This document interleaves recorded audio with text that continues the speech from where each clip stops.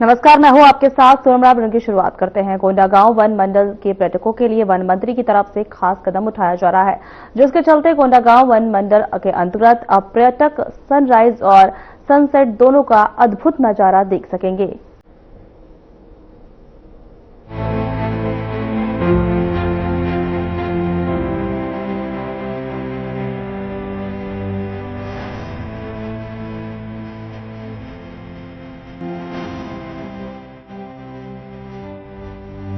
छत्तीसगढ़ के कोंडागांव वन मंडल में पर्यटन को बढ़ावा देने के लिए एक और बड़ा कदम उठाया जा रहा है। इंद्रावती नदी के नीचे स्थित खूबसूरत पुष्पाल वैली में जल्द एक नया पार्क विकसित किया जाएगा। इस पार्क के बनने के बाद पर्यटक यहाँ से सनराइज और सनसेट दोनों का अद्भुत नजारा देख सकेंगे। वन मंत्री केदार कश्यप ने कहा कि इस पार्क के बनने से पर्यटन को नई पहचान मिलेगी और स्थानीय स्तर पर रोजगार के अपार अवसर भी खुलेंगे। खासकर स्थानीय युवक युवतियों को इससे सीधा लाभ मिलेगा। हमारे यहाँ पर पर्यटन की दृष्टि से बहुत अपार संभावना है और इको टूरिज्म को लेकर आज पूरी दुनिया में एक धूम सी बची हुई है और बस्तर उसके दृष्टि से बहुत सारे ऐसे स्थल हैं जहाँ पर आज भी हमारे बस्तर के लोग ही नहीं जा पाए हैं। उसी के परिप्रेक्ष्य में हमारा जो कोंडागांव क्षेत्र के तहत में कोंडागांव और हमारा बस्तर का जो बॉर्डर एरिया है वहाँ पर पुष्पल जो वैली है वहाँ पर जो सनसेट का नजारा है वो अद्भुत है और वो जो नदी का जो किनारा है वो भी अद्भुत है। ऐसा लगता है जैसे कोई समुद्र तट पे हम बैठे हैं और वहाँ के उसके उद्धार के लिए वहाँ पे जो अनेक प्रकार के जो पर्यटन की दृष्टि से जो कार्य कराए जाएंगे उसके दृष्टि से वहाँ पर पैगोडा का निर्माण और वहाँ पर यात्रियों के आने जाने स्टे होम और अन्य जो सुविधाएं हैं उस सुविधाओं के विस्तार के लिए अभी जो वन मंडलाधिकारी ने प्रस्ताव भेजा है। बता दें कि बस्तर अपने प्राकृतिक सौंदर्य और पर्यटन स्थलों के लिए देश विदेश में जाना जाता है। चित्रकोट जलप्रपात के नीचे स्थित पुष्पाल वैली में इन दिनों पार्क डेवलपमेंट का काम तेजी से जारी है। इस प्रोजेक्ट को वन मंत्री केदार कश्यप का ड्रीम प्रोजेक्ट बताया जा रहा है। पुष्पाल वैली का ये नया पार्क कोंडागांव वन मंडल के पर्यटन मानचित्र पर एक नई पहचान बनाने की तैयारी में है, जहां आने वाले समय में देश विदेश से पर्यटक प्रकृति की खूबसूरती का आनंद लेने पहुंचेंगे।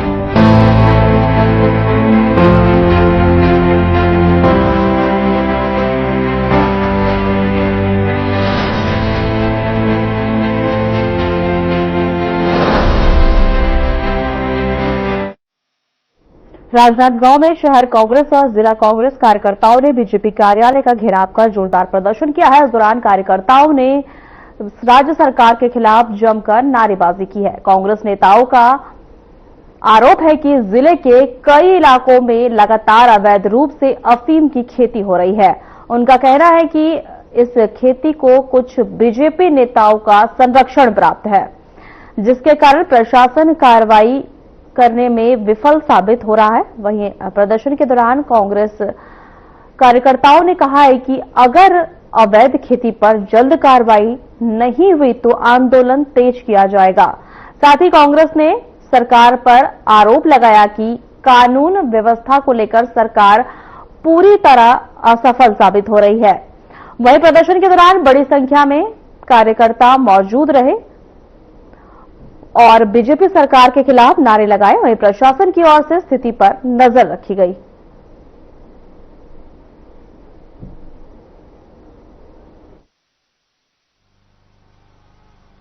छत्तीसगढ़ प्रदेश कांग्रेस कमेटी के सम्मानित अध्यक्ष श्री दीपक बैद जी के निर्देश पर आज पूरे छत्तीसगढ़ प्रदेश के प्रत्येक जिला मुख्यालय में आज हम लोग कांग्रेस के कार्यकर्ता लोग भारतीय जनता पार्टी कार्यालय के हम लोग सब घेराव कर रहे हैं और आज उसी तारतम्य आज हम लोग राजनांदगांव जिला भाजपा कार्यालय घेराव करने यहाँ पर उपस्थित है।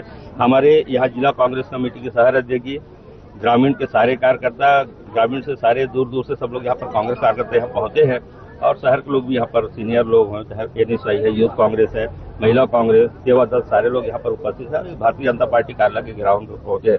लगभग हम लोग हमारे कांग्रेस के साथी जो राहुल गांधी जी और दीपक बैद जी के सब बब्बर शेर हैं, जो 3 स्टापर तोड़ करके यहाँ पर हम लोग सब पहुंच चुके हैं और प्रयास ये है कि आखिरी स्टापर हमको तोड़ना है। हम सारे कांग्रेस के साथी यहाँ पर उपस्थित है। निश्चित तौर पर जिस तरह से दुर्ग जिले में समोधा गांव में जो 10 एकड़ की खेती, अफीम की खेती जो भारतीय जनता पार्टी से जुड़ा व्यक्ति जो कर रहा था, उसको भंडाफोड़ तो गांव के नागरिकों ने किया है। उसके बाद से कांग्रेस और वहाँ के जो सरपंच है, वहाँ के जो नागरिक हैं, उन लोग सब इसका भंडाफोड़ किए। फिर कांग्रेस के नेता लोग वहाँ पर जाकर उसको निराकरण किए। और उसके बाद देखिए यहाँ समोधा में जो हुआ, उसका फिर बलरामपुर की भी घटना आ रही है। तो हम लोग ये चाहते हैं कि और छत्तीसगढ़ में और कितने लोग हैं भारतीय जनता पार्टी से लोग जो इस गांजा अफीम की खेती कर रहे हैं। और मुझे ऐसा लगता है कि छत्तीसगढ़ की जो सरकार है, भारतीय जनता पार्टी सरकार, छत्तीसगढ़ के युवाओं को नशे की ओर धकेल रही है। आने वाला समय चूंकि अफीम की खेती हमारे यहाँ प्रतिबंधित है और उस चीज को ये लोग कहीं कहीं लोग बढ़ावा दे रहे थे। देखिए लगभग 2 साल से ये खेती का काम कर रहे थे। क्या वहाँ के दुर्ग जिला प्रशासन या राजस्व के अधिकारियों की इस चीज की जानकारी नहीं थी? मैं पुनः बोल रहा हूँ, जिस समय धान की खरीदी हुई किसानों का, उस समय राजस्व के अधिकारी लोग जाकर के गिरदावरी रिपोर्ट तैयार किए। क्या वो पटवारी और वो राजस्व के अधिकारी उस खेत तक नहीं पहुंच पाए या जानबूझ कर उनको वहां पर पहुंचने नहीं दिया? हमारे कांग्रेस के बब्बर से आज पूरे जिले भर के लोग यहाँ पहुंचे हैं। निश्चित तौर पर ये आखिरी स्टापर है, उसको हम लोग तोड़ेंगे। आज प्रदेश कांग्रेस कमेटी के आदेशानुसार जिला और शहर ग्रामीण के नेतृत्व में भाजपा कार्यालय का घेराव किया जा रहा है। छत्तीसगढ़ को धान का कटोरा कहा जाता है और जहां किसान निवास करते हैं और अनाज का खेती करते हैं, लेकिन आज रायपुर के राजधानी के नजदीक प्रशासन के नाक के नीचे अफीम का खेती कर रहा है, वो भी भाजपा नेताओं द्वारा। ये दुर्भाग्य की बात है। आज हमारे प्रदेश के युवाओं को नशा के क्षेत्र में ढकेलने का काम भाजपा सरकार कर रहा है। उसी को देखते हुए आज प्रदेश कांग्रेस कमेटी के आदेशानुसार आज भाजपा कार्यालय का घेराव किया गया है। आज कांग्रेस पार्टी द्वारा कार्यालय का घेराव किया गया। कानून व्यवस्था की स्थिति निर्मित हुई थी, जिसके कारण से सभी को तत्काल मौके पर गिरफ्तार किया गया था और सभी के द्वारा मुचलका प्रस्तुत किए जाने पर सभी को रिहा किया गया। गौतम पाटिल, SDM। प्रदेश कांग्रेस कमेटी के आह्वान पर आज अफीम की खेती को लेकर पूरे प्रदेश भर में धरना प्रदर्शन किया जा रहा है। भाजपा कार्यालय का घेराव है। एक तरफ छत्तीसगढ़ की पहचान पहले धान के कटोरे में हुआ करती थी, पर अब दिन प्रतिदिन दुर्ग के बाद बलरामपुर और पता नहीं और किन किन जिलों में अब अफीम की खेती सामने आएगी। शायद सरकार ने अपने कार्यकर्ताओं को अफीम की खेती की छूट दे रखी है और नशे के कारोबार को बढ़ाने के लिए ये लोग संकल्पबद्ध हैं। इसी तरह से फर्जी बियर, फर्जी शराब और अब अफीम की खेती, गांजा तस्करी, ये मामलों में लगातार बढ़ोतरी सरकार में हो रही है। हम ये मांग करते हैं कि नशे के खिलाफ सरकार या तो कार्रवाई करे, अन्यथा इस्तीफा दे दे नैतिकता के आधार पर। आज प्रदेश कांग्रेस के आह्वान पर भाजपा कार्यालय का घेराव किया गया है। आपने देखा होगा विगत पिछले हफ्ते में दुर्ग से लेकर बलरामपुर तक भाजपा के नेता अफीम की खेती में लगे हुए हैं और न जाने पूरे क्षेत्र में कितने भाजपा के नेता अफीम की खेती कर रहे होंगे। इनका एक नारा था, मुंह में राम बगल में छुरी। अब इनका नारा बदल गया है, मुंह में राम खेत में अफीम। ये भाजपा की ऐसी कथनी और करनी है जो जिनके पास न नैतिकता है न नीति है। हम सोचते हैं कि भाजपा वाले और कितना गिरेंगे, लेकिन अगले ही हफ्ते गिरने का नया रिकॉर्ड बना देते हैं। भाजपा के लोग जिस प्रकार से अफीम की खेती में, जिस प्रकार से अवैध शराब में पूरे छत्तीसगढ़ को ये लोग बर्बाद करने का ठेका ले लिए हैं। जहां देखो केवल और केवल अवैध काम, अपराध बढ़ते जा रहे हैं, बेलगाम स्थिति में है। इसकी कांग्रेस पार्टी घोर निंदा करती है। आज हम भाजपा कार्यालय का इसलिए घेराव कर रहे थे क्योंकि ये इनका काम केवल अफीम का काम है, गांजे का काम है, अनैतिक जितने काम है पूरे देश भर के, पूरे काम के इन लोगों ने ठेके लेके रखे हैं। कांग्रेस पार्टी इसका पुरजोर विरोध करती है, करती रहेगी। मेहुल मारू, सचिव, छत्तीसगढ़। आज जिला कांग्रेस कमेटी के द्वारा भारतीय जनता पार्टी कार्यालय का घेराव करने का आज कार्यक्रम था, जिसके तहत 200 से 300 संख्या में उपस्थित हुए थे कांग्रेस जिला के पदाधिकारी और कार्यकर्तागण। आज इसको उनको रोकने के लिए अलग अलग स्तर पर बैरिकेड पुलिस प्रशासन और जिला प्रशासन के द्वारा लगाया गया था और पूरी तरह से आदरणीय SP मैडम के दिशा निर्देश और नेतृत्व में पूरी तरह से चाक चौबंद व्यवस्था थी।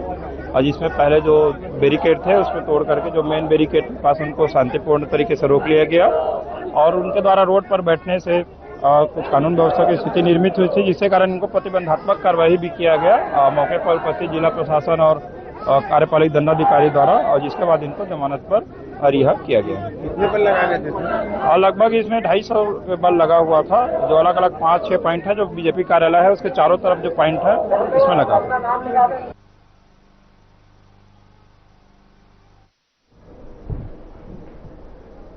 दुर्ग छत्तीसगढ़ राज्य महिला आयोग की अध्यक्ष डॉक्टर किरणमयी नायक और प्रभारी सदस्य ओजस्वी मंडावी, सदस्य दीपिका सोरी, सदस्य सरल कोसरिया द्वारा राज्य की महिलाओं को त्वरित राहत पहुंचाने के उद्देश्य से एक बृहद और संवेदनशील निर्णय लिया गया है। आपको बता दें कि अंतर्राष्ट्रीय महिला दिवस के अवसर पर महिलाओं पर 11 मार्च 2026 को दुर्ग संभाग में महाजन जन सुनवाई सप्ताह का आयोजन प्रेरणा सभा कक्ष और महिला एवं विकास बाल विकास कार्यालय जिला दुर्ग में किया गया, जहां इस दौरान 113 प्रकरणों की सुनवाई की गई, जिनमें से 41 प्रकरण निस्तारण किए गए। तो वहीं दुर्ग, बालोद, कबीरधाम समेत अन्य जिलों के कुल 155 पक्षकारों ने पंजीयन कराया, जबकि कुछ अनुपस्थित रहे। तो वहीं आगामी सुनवाई के लिए अन्य प्रकरण प्रस्तुत किए जाएंगे।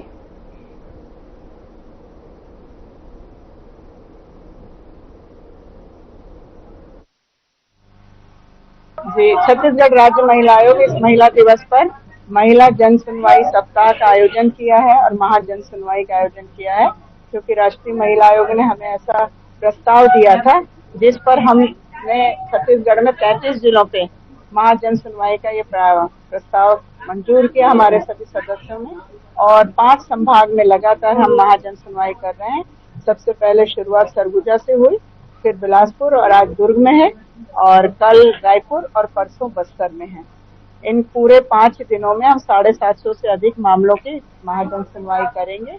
आज हमारे पास दुर्ग में लगभग 113 मामले हैं। अभी तक लगभग 35 से अधिक मामले हम सुन चुके हैं। कुछ मामलों में एकल पक्षकार है, कुछ में पक्षकार नहीं है, और अभी भी सुनवाई जारी है। और किसी प्रकरण में सामंजस्य बन पाया? हाँ, प्रकरणों में अभी सुलह के प्रस्ताव हुए हैं, जिनके लिए हमने प्रोटेक्शन ऑफिसर्स को जिम्मेदारी दी है, और फाइनली उसका कंक्लूजन किसी किसी केस में रायपुर में भी करना है। 6 तारीख के लिए भी रायपुर में ट्रांसफर हुए केसेस। कि एक पक्षकार को लगातार 2 बार 3 बार सुनवाई में आ रहा है, पर दूसरा पक्ष नहीं आ रहा है। बहुत लोग हमें भी बाहर मिले, तो उनके लिए क्या कहना है? देखिए, जब अनावेदक पक्ष नहीं आता है तो हम थाने के माध्यम से उनको बुलाते हैं, पर कई बार आवेदिका स्वयं नहीं आती है, तो हमारे पास जो हमारे एक्ट के अनुसार हम काम करते हैं, तो हम 3 पेशी तक मौका देते हैं।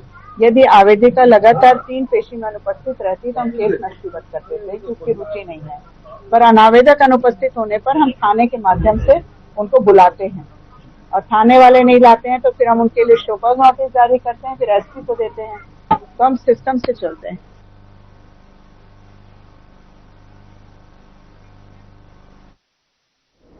राजनांदगांव और आसपास के ग्रामीण इलाकों में शीतलाष्टमी की परंपरा और श्रद्धा का अनोखा संगम देखने को मिला है। महिलाएं सुबह से माता शीतला की पूजा अर्चना में जुटी रहीं। इस दिन घरों में चूल्हा नहीं जलाया जाता है।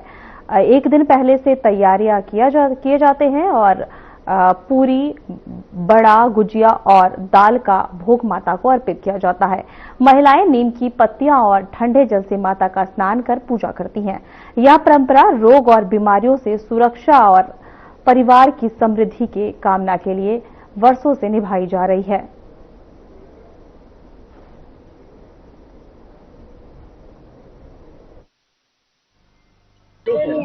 शीतलाष्टमी के दिन, होली के जिस दिन होलिका दहन होती है, उसके 8वें दिन शीतलाष्टमी का त्योहार मनाया जाता है। इस दिन ठंडा खाते हैं ताकि हमारे परिवार में सुख समृद्धि और हर चीज रहे, माता का आशीर्वाद बना रहे। इसमें एक कहानी चली हुई है। एक बार शीतला माँ पृथ्वी पर ऐसे भ्रमण करने आई थी, तो कोई रानी ने उनके ऊपर गर्म पानी डाल दिया था, तो वो पूरी जल गई थी। जलने के बाद एक कुम्हारिन के घर गई वो, तो कुम्हारिन को देखा और ठंडा पानी उन पे डाला। डालने के बाद उनको बहुत अच्छा लगा और बोली कुछ खाने को दो, तो उन्होंने बाजरे की रोटी और राबड़ी खिलाई। तब से ये प्रथा चलती आई। माता ने आशीर्वाद दिया कि आज के दिन जो ठंडा खाएगा उसके घर में पूरी ठंडक रहेगी, सुख समृद्धि रहेगी, माता रानी की कृपा हमेशा बनी रहेगी। इस उपलक्ष्य में हर साल फिर माता ने नगर में वो ऐलान करा दिया कि अब आज के दिन होली के 8वें दिन सभी शीतला अष्टमी का त्योहार मनाए। मैं श्वेता दादी सर।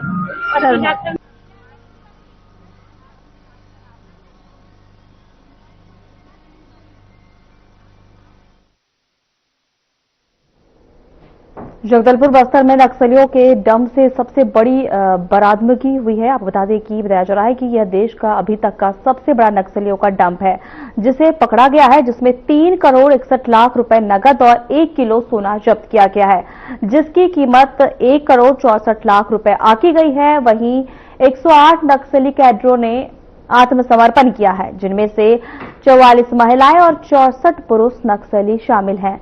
इस बस्तर संभाग मुख्यालय जगदलपुर की बड़ी सफलता बताया जा रहा है।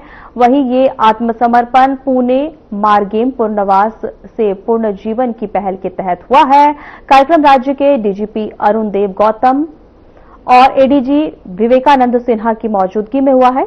वहीं बस्तर आईजी सुंदर राज पी सहित सीआरपीएफ, बीएसएफ और जिला पुलिस के वरिष्ठ अधिकारी भी उपस्थित रहे। इस दौरान नक्सलियों द्वारा जमा किए गए हथियारों और अन्य सामग्री की प्रदर्शनी लगाई गई। अधिकारियों ने 101 घातक हथियार बरामद होने की जानकारी दी है। वहीं इन हथियारों में AK-47, इंसेंस और LMG और BJL शामिल थे।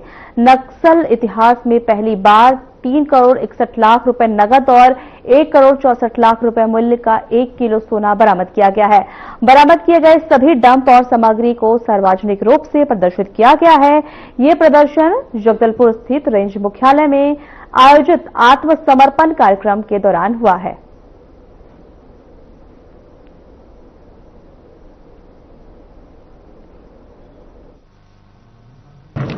इनका मानस बदल रहा है और ये सभी लोग हिंसा का रास्ता छोड़कर समाज की मुख्य धारा में शामिल हो रहे हैं। भारी संख्या में सर कैश भी और सोना भी बरामद हुआ है। कहाँ डंप था, ये कहाँ से बरामद हो पा है? ये सब डिटेल अपराध की इन्वेस्टिगेशन जब होगा उसमें पता चलेगा, लेकिन ये डंप जो सरेंडर्ड कार्डर्स हैं उनकी ही निशानदेही पर बरामद हुआ है।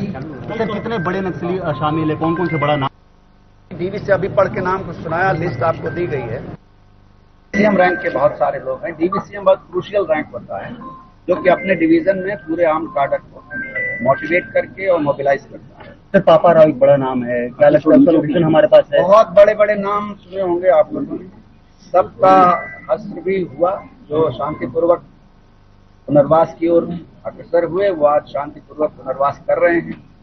जिन्होंने नहीं किया उनका हस्त्र भी आपको लगभग कितने नंबर अभी बचे हुए हैं? 150 से 200 नंबर बताए जा रहे हैं। एनालिसिस चल रही, लगातार अपडेट होते हैं। हर दिन कोई दूसरे प्रदेशों में जाकर सरेंडर कर रहे हैं, क्योंकि यहाँ का कैडर कभी उधर चला जा रहा है। ये लगातार हर दिन ये फिगर बदलता रहा है। पहली बार गोल्ड बरामद हुआ है नक्सलियों के पास। गोल्ड को कैश के एक्सचेंज के रूप में कैश में रखने का कोई भी ऑर्गेनाइजेशन चलाने के लिए, तो जैसे कैश सोना भी कैश का ही रूप है।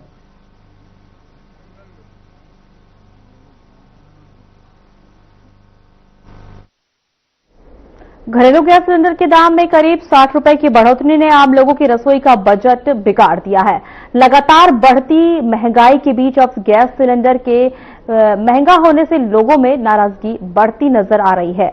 वहीं दुर्ग शहर की बात करें तो लोग महंगाई के साथ साथ गैस वितरण व्यवस्था को लेकर भी अपनी नाराजगी जाहिर कर रहे हैं।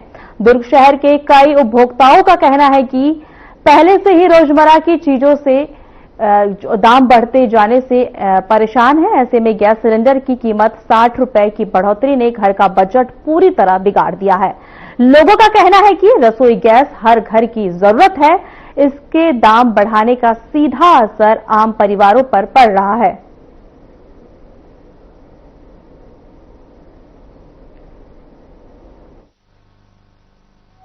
रेट जो मौजूदा हालात हैं, जो लड़ाई छिड़ी है अमेरिका ईरान की, तो इसी की वजह से रेट थोड़ा बहुत तो बढ़ा है। सिर्फ 60 ही बढ़ा है, लेकिन लोग पैनिक हो रहे हैं कि गैस मिलेगा कि नहीं मिलेगा। एक सप्ताह त्योहार की वजह, होली की वजह से डिस्टर्ब हमेशा रहता है, उसके बाद तत्काल सुधर जाता है। तो अभी क्या है पता नहीं गैस आएगा नहीं आएगा, जबकि घरेलू गैस की कोई किल्लत नहीं है। अभी गाड़ियां रोज आ रही है, लेकिन लोग मेरा इस दिन का बुकिंग है, मेरा इस दिन का बुकिंग नहीं हो रहा है, ये करके परेशान है।